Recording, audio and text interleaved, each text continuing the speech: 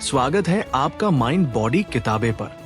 दोस्तों, 2025 का ये दौर तेज रफ्तार का है। हर कोई सोचता है कि कौन सा क्रिप्टो खरीदे, कौन सा एआई टूल चलाए ताकि अगले साल ही करोड़पति बन जाए।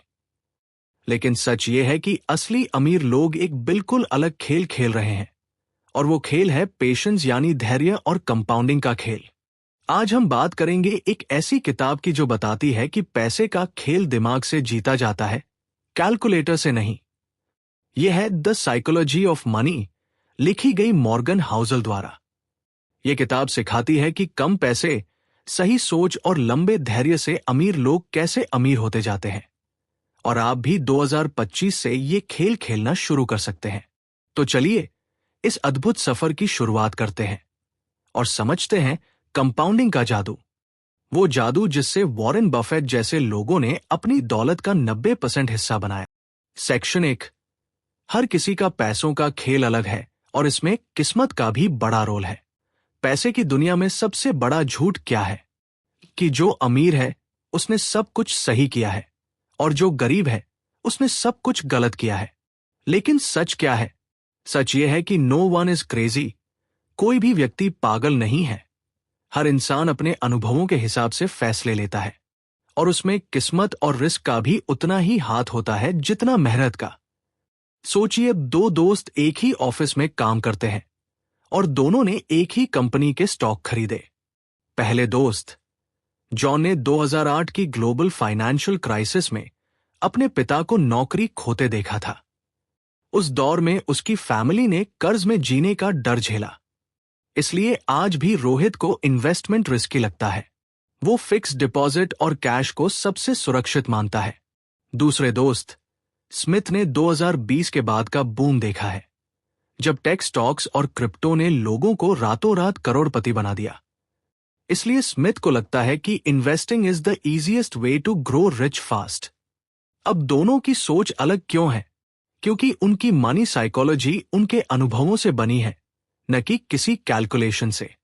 और यहीं आता है लक का रिस्क का खेल। और जिस समय आप मार्केट में कदम रखते हैं, वही आपकी सोच और रिजल्ट तय कर देता है। एक दिलचस्प कहानी सुनिए। बिल गेट्स का नाम तो आपने सुना ही होगा, माइक्रोसॉफ्ट के फाउंडर और दुनिया के सबसे बड़े बिलियनर में से एक। लेकिन क्या आप जानते हैं कि बिल गेट्स की लाइफ में सबसे बड़ा टर्निंग पॉइंट क्या था? बिल एक ऐसे स्कूल में पढ़े जहां 1968 में ही कंप्यूटर्स थे। उस दौर में जब अमेरिका के 99% स्कूल्स में कंप्यूटर का नामो निशान भी नहीं था। वहां उन्हें बचपन से प्रोग्रामिंग सीखने का मौका मिला। अब एक और लड़का था, केंट एवंस, बिल का क्लासमेट। वो भी उतना ही टैलेंटेड था, उतना ही मेहनती था। दोनों ने साथ में प्रोजेक्ट्स किए, लेकिन दुर्भाग्य से केंट एक एक्सीडेंट में मारा गया, माइक्रोसॉफ्ट शुरू होने से पहले ही। अब सोचिए, अगर केंट बच जाता तो आज माइक्रोसॉफ्ट का कोफाउंडर वही होता। और अगर बिल गेट्स किसी दूसरे स्कूल में होते जहां कंप्यूटर नहीं होता, तो शायद वो कभी माइक्रोसॉफ्ट शुरू ही नहीं करते। सक्सेस का मतलब है हार्ड वर्क के साथ लक का होना, और फेलियर का मतलब हमेशा मिस्टेक्स नहीं होती।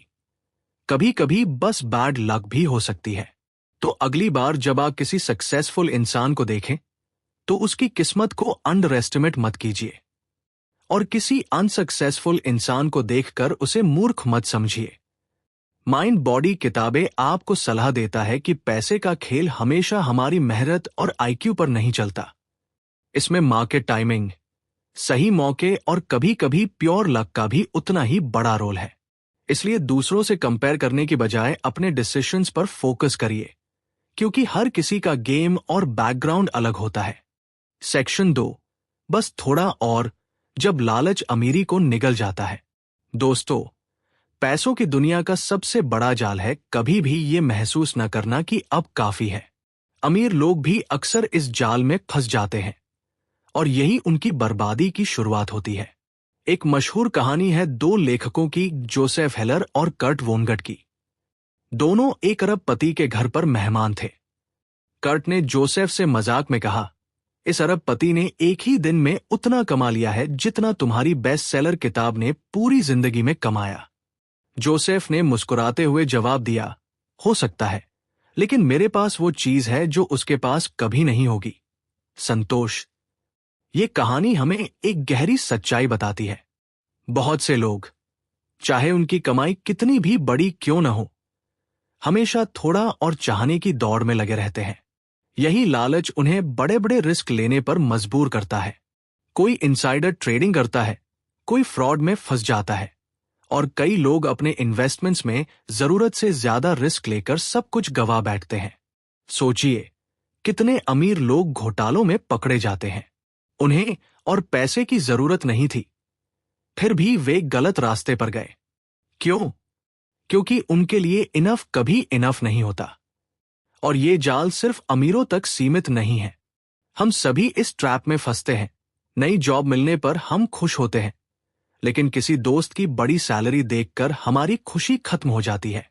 एक अच्छी कार लेने पर गर्व होता है, लेकिन किसी को लक्जरी कार में देखते ही हम फिर से पीछे महसूस करने लगते हैं। 2025 में तो ये कंपैरिजन और भी खतरनाक हो गया है। सोशल मीडिया हर दिन हमें किसी न किसी की हाईलाइट रील दिखाता है। कोई क्रिप्टो से करोड़ों कमा रहा है, कोई एआई स्टार्टअप से दुनिया घूम रहा है, और हम सोचते हैं कि हमें भी और ज्यादा चाहिए। लेकिन याद रखिए, लालच की कोई सीमा नहीं है, लेकिन संतोष से ही असली अमीरी और शांति मिलती है। माइंड बॉडी किताबें आपको सलाह देता है कि अपने लिए एक फाइनेंशियल गोल तय कीजिए और उसे हासिल करने के बाद रुकना सीखिए। असली जीत उस आजादी में है जहां पैसे का खेल आपको कंट्रोल न करे, बल्कि आप उसे कंट्रोल करें। सेक्शन 3, मैजिकल कंपाउंडिंग यानी चमत्कारी चक्रवृद्धि। क्या आपने कभी सोचा है कि कुछ लोग मामूली इनकम में भी लाखों करोड़ों की संपत्ति कैसे बना लेते हैं, और वहीं कई लोग अच्छी खासी कमाई के बावजूद जिंदगी भर कर्ज और तनाव में क्यों रहते हैं? इसका सबसे बड़ा कारण है कंपाउंडिंग यानी चक्रवृद्धि। 2025 में जहां लोग तेजी से पैसा कमाने की चाह में क्रिप्टो, ऑप्शन ट्रेडिंग और शॉर्ट टर्म गेम्स जैसे तरीकों में फंसे हुए हैं, वहीं चुपचाप कुछ लोग आज भी कंपाउंड इंटरेस्ट के जरिए धीरे धीरे लेकिन स्थायी अमीरी की नींव रख रहे हैं। असली फाइनेंशियल सक्सेस फ्लैशी नहीं होती, वो साइलेंट होती है, बिल्कुल कंपाउंडिंग की तरह। सोचिए, आप हर महीने 2000 रुपए की सिप करते हैं, 12% रिटर्न के साथ। एक साल में कुछ खास नहीं लगेगा, बस 24,000 रुपए और थोड़ा इंटरेस्ट। लेकिन 20 से 30 साल बाद यही 2000 रुपए पर मंथ आपको करोड़ों का मालिक बना सकता है। कैसे? क्योंकि हर साल का ब्याज अगले साल के मूलधन में जुड़ता है, और ये चक्र ऐसे घूमता है कि आखिरी के कुछ सालों में पैसा रॉकेट की तरह ऊपर जाता है। इसे ही कहते हैं इंटरेस्ट ऑन इंटरेस्ट, और यही है फाइनेंशियल मैजिक। 2025 की हकीकत में ये और भी जरूरी है, क्योंकि डिस्ट्रैक्शन बहुत है। हर कोई इंस्टाग्राम पर दिखावा कर रहा है, महंगे कपड़े, कार, छुट्टियां। ऐसे में कंपाउंडिंग बोरिंग लग सकता है, लेकिन याद रखिए, कंपाउंड इंटरेस्ट दिखता नहीं है, पर जिंदगी बदलता है। आज का सेल्फ कंट्रोल कल की फ्रीडम बन सकता है। कंपाउंडिंग सिर्फ पैसे पर नहीं, आपके हैबिट्स पर भी लागू होता है। रोज 1% बेटर बनना, हेल्थ में, नॉलेज में, बिहेवियर में, यह भी एक तरह की कंपाउंडिंग है। आज थोड़ा फिटनेस, थोड़ा पढ़ना, थोड़ा सेविंग, और कुछ सालों में बाकी दुनिया से बहुत आगे निकल सकते हैं। 2025 में कंपाउंडिंग का मतलब है पेशेंस रखना उस समय में जब बाकी सब जल्दबाजी में है।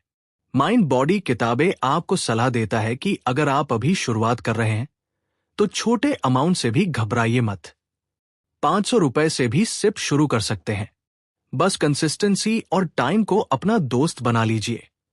हमारा सुझाव है, हर महीने एक ऑटो इन्वेस्टमेंट सेट करें, ताकि आप डिसिप्लिन से कंपाउंडिंग का असली जादू देख सके। Section 4, getting wealthy versus staying wealthy. अमीर बनना बनाम अमीर बने रहना। पैसा कमाना एक हुनर है, लेकिन उसे बचाकर रखना एक आर्ट है, और ये बात 2025 में पहले से कहीं ज्यादा सच है। आज हर जगह सक्सेस स्टोरीज दिखती है। उसने एक साल में करोड़ कमाए, उसने स्टार्टअप बेचा और अमीर बन गया। लेकिन अगर आप ध्यान से देखें तो असली कहानी वहां शुरू होती है, जहां पैसा कमाने के बाद भी कोई उसे गवाता नहीं। सोचिए, आपने शेयर मार्केट या बिजनेस से लाखों कमा लिए, पर क्या आप उन्हें 10 से 20 साल बाद भी अपने पास रख पाएंगे? बहुत सारे लोग पैसा तो जल्दी कमा लेते हैं, लेकिन कुछ गलतियों की वजह से सब कुछ गवा देते हैं। क्यों? क्योंकि पैसा कमाने के लिए आत्मविश्वास चाहिए, लेकिन उसे बनाए रखने के लिए सावधानी, विनम्रता और अनुशासन की जरूरत होती है। 2025 में ये अंतर और भी महत्वपूर्ण है, क्योंकि आज हम गेट रिच क्विक के दौर में जी रहे हैं।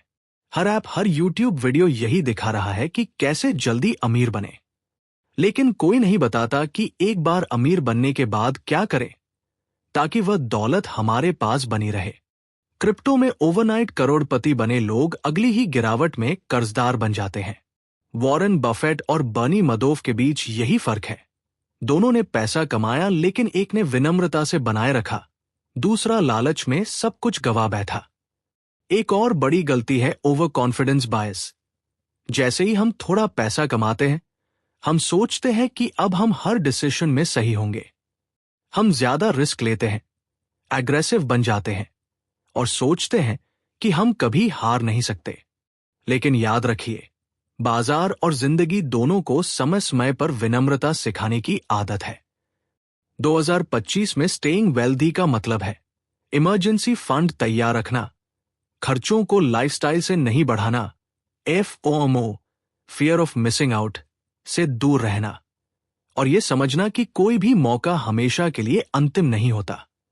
आज जब तकनीकी क्षेत्र में लेऑफ्स यानी छंटनी आम हो गई, इन्फ्लेशन बार बार मुंह उठाता है और इन्वेस्टमेंट ऑप्शंस की भीड़ है, तो सिर्फ पैसे कमाना ही काफी नहीं है। उसे सुरक्षित रखना आपकी लॉन्ग टर्म सक्सेस की असली पहचान है।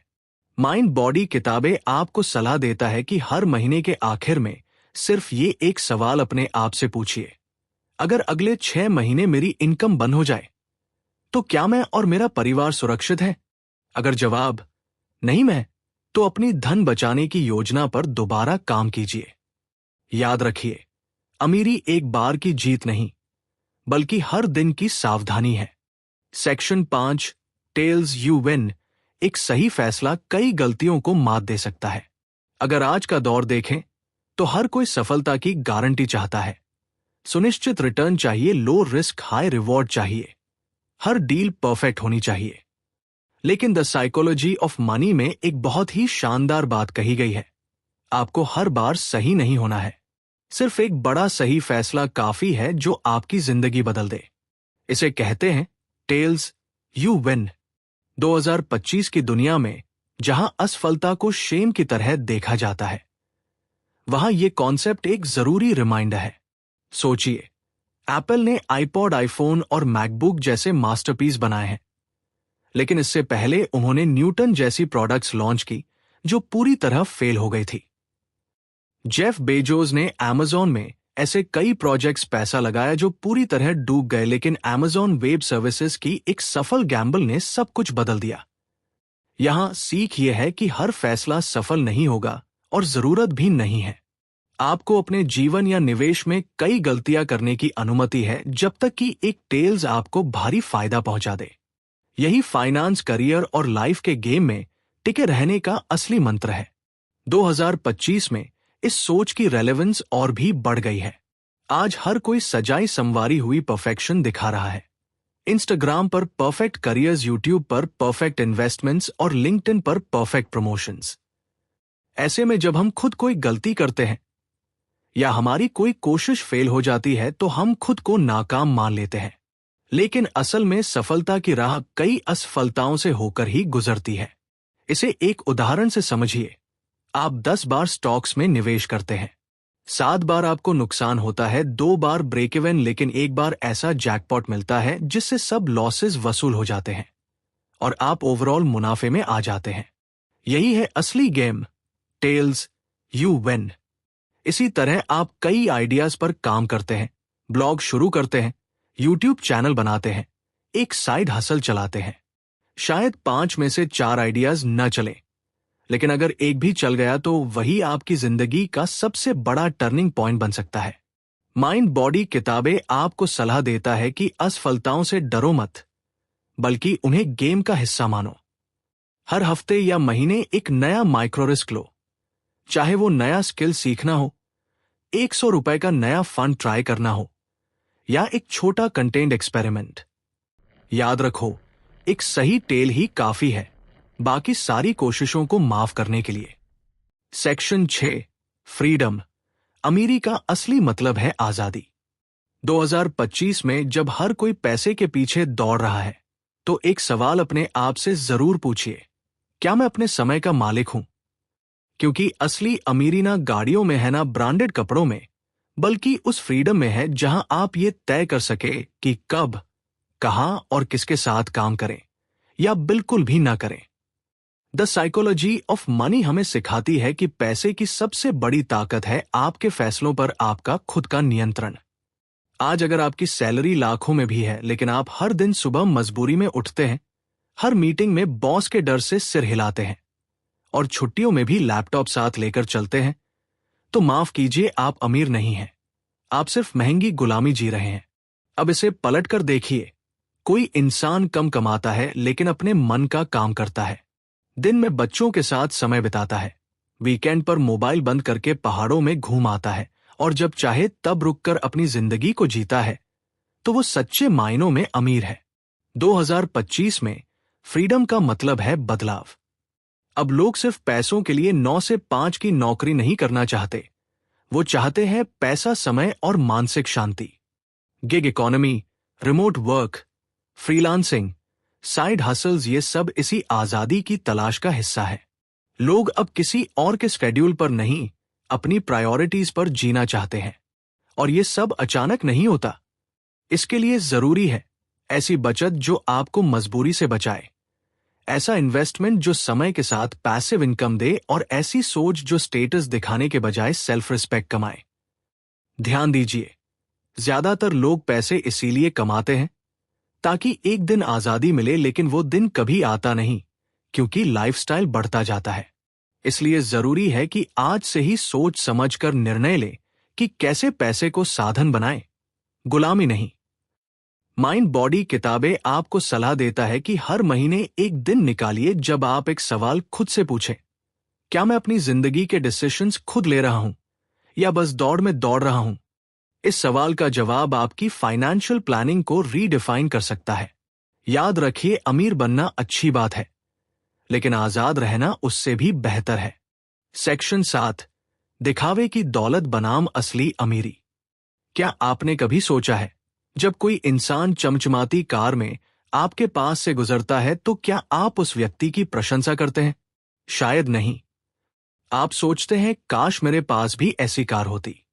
यही है man in the car paradox. लोग उस इंसान की तारीफ नहीं करते जो कार चला रहा है, बल्कि कार की। दूसरा गहरा सिद्धांत है, wealth is what you don't see. यानी असली दौलत वो होती है जो आपने बचाई है, खर्च नहीं की है। जिस पैसे से तुमने वो महंगी चीजें खरीदी, वो चला गया है, अब वो तुम्हारे पास नहीं है।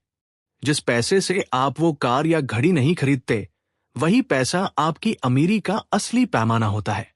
अब चलिए 2025 की एक सच्ची घटना पर नजर डालते हैं। जापान के ओसाका शहर में एक बुजुर्ग महिला मिसेस ताकाहाशी 78 वर्ष की उम्र में करोड़ों येन की मालिक निकली। वो पूरी जिंदगी किराए के अपार्टमेंट में रही, साइकिल से सफर करती थी, पुराने कपड़े पहनती थी। पड़ोसी उन्हें गरीब दादी कहते थे। लेकिन जब उनका देहांत हुआ, तब पता चला कि उनके पास लगभग 12 करोड़ की संपत्ति थी, जो उन्होंने दशकों से थोड़ी थोड़ी बचत और सरकारी बॉन्ड में निवेश करके इकट्ठी की थी। ये घटना हमें सिखाती है कि दिखावे का जीवन और असली वित्तीय शक्ति दो अलग चीजें हैं। दौलत कोई ऐसी चीज नहीं है जो लोगों को दिखाने के लिए बनाई जाए। दौलत वो है जो आपके भविष्य को सुरक्षित करती है, चाहे दुनिया को दिखे या ना दिखे। 2025 में जब सब तेजी से कमाने और खर्च करने की होड़ में लगे हैं, ये सबक और भी कीमती है। लोग अब फाइनेंशियल इंडिपेंडेंस की बातें तो करते हैं, लेकिन अपनी जीवन शैली बढ़ाने की वजह से ज्यादा खर्च करने लग जाते हैं।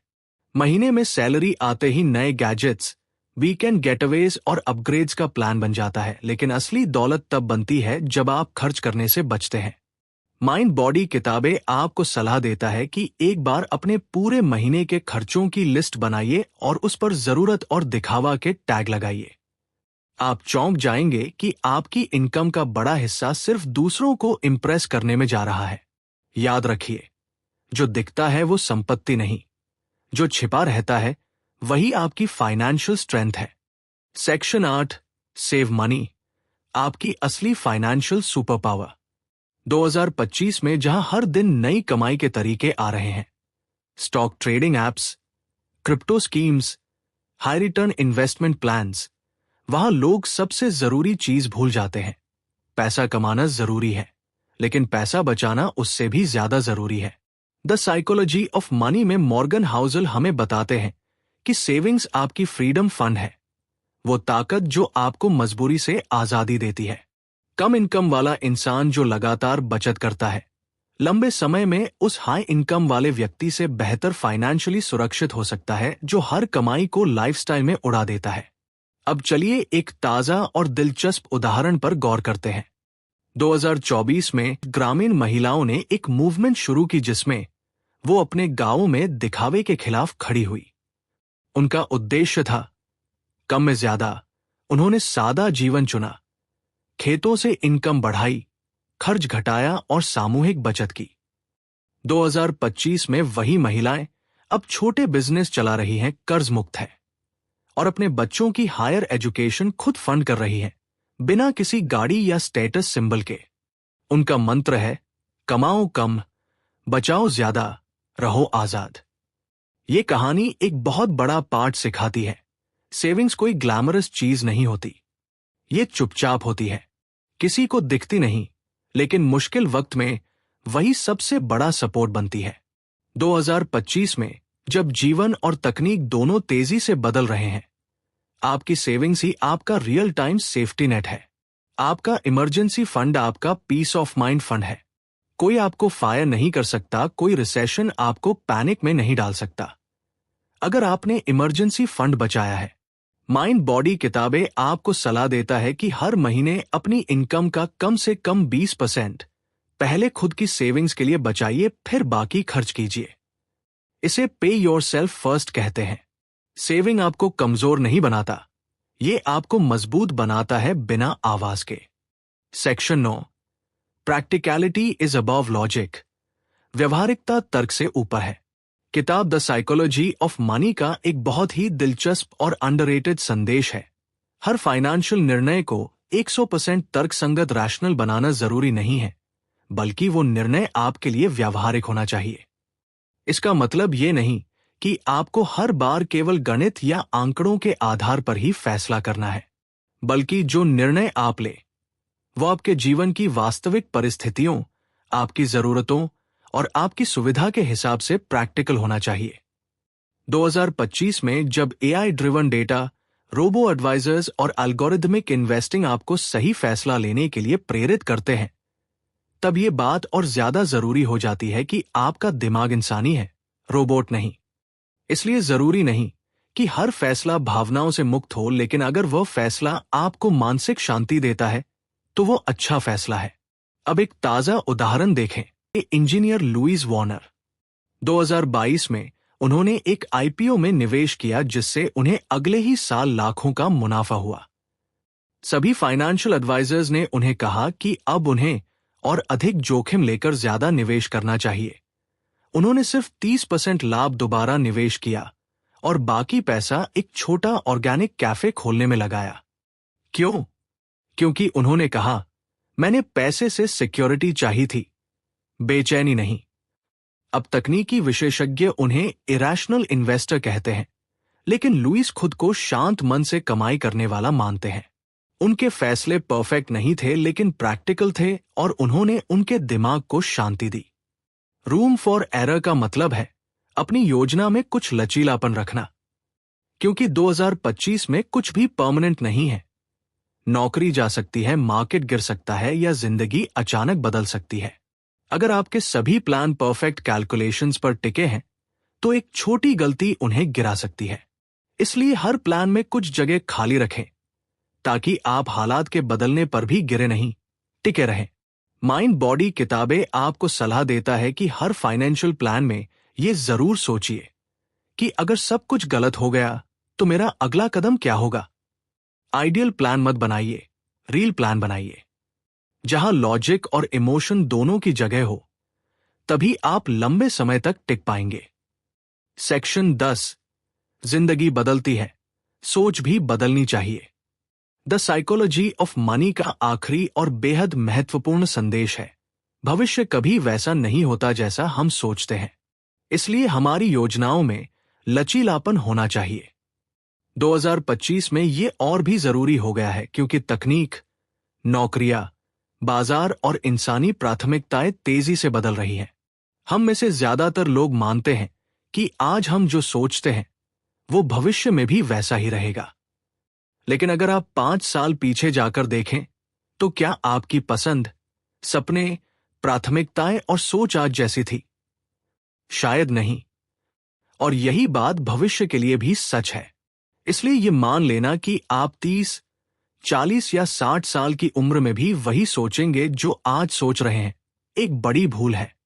माइंड बॉडी किताबें आपको सलाह देता है कि हर साल अपने लक्ष्य और योजनाओं की समीक्षा करें और खुद से ये सवाल पूछें, क्या मैं अब भी वही व्यक्ति हूं जो 1 साल पहले था? अगर जवाब नहीं में है तो घबराइए मत। प्लान बदलना कोई असफलता नहीं, बल्कि बुद्धिमानी है। जो लोग बदलाव को अपनाते हैं वही समय के साथ आगे बढ़ते हैं। दोस्तों, आज आपने माइंड बॉडी किताबें पर सुनी मॉर्गन हाउसल की मशहूर किताब द साइकोलॉजी ऑफ मनी की ऑडियो बुक समरी। अब एक बार दोबारा याद करते हैं, आज आपने क्या सीखा और आगे आपको क्या करना है। नंबर 1, कोई पागल नहीं होता। दूसरों के पैसों से जुड़े फैसलों को समझने की कोशिश करो, क्योंकि हर इंसान अपने अनुभवों से सोचता है। नंबर 2, कभी कुछ भी पूरा नहीं होता। अपने लिए समझदारी की सीमा तय करना सीखो, वरना तुलना और लालच तुम्हें कभी चैन नहीं लेने देंगे। नंबर 3, कंपाउंडिंग का जादू। आज से छोटी बचत और लंबा धैर्य अपनाओ, क्योंकि अमीरी समय और निरंतरता से आती है। नंबर 4, अमीर बनना बनाम अमीर बने रहना। आत्मविश्वास से कमाओ और विनम्रता से बचाओ, क्योंकि टिके रहना बनाम सिर्फ चमकना, 2 अलग खेल हैं। नंबर 5, एक सही फैसला सब पर भारी। हर बार सफल होने की जरूरत नहीं, बस एक बड़ा और सही निर्णय जिंदगी बदल सकता है। नंबर 6, अमीरी का असली मतलब है आजादी। अगर पैसा तुम्हें अपने समय और फैसलों का मालिक नहीं बना रहा तो वो अमीरी अधूरी है। नंबर 7, दौलत वही है जो दिखती नहीं।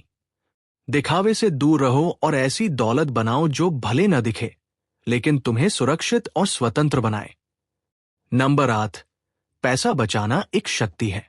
कमाई कोई भी हो, सबसे पहले बचत करो, यही तुम्हारी असली आर्थिक ताकत है। नंबर 9, व्यवहारिक बनो, तर्कवादी नहीं। हर योजना में थोड़ी गुंजाइश रखो, क्योंकि जिंदगी हमेशा गणना से नहीं चलती। नंबर 10, आप बदलेंगे, सोच भी बदलनी चाहिए।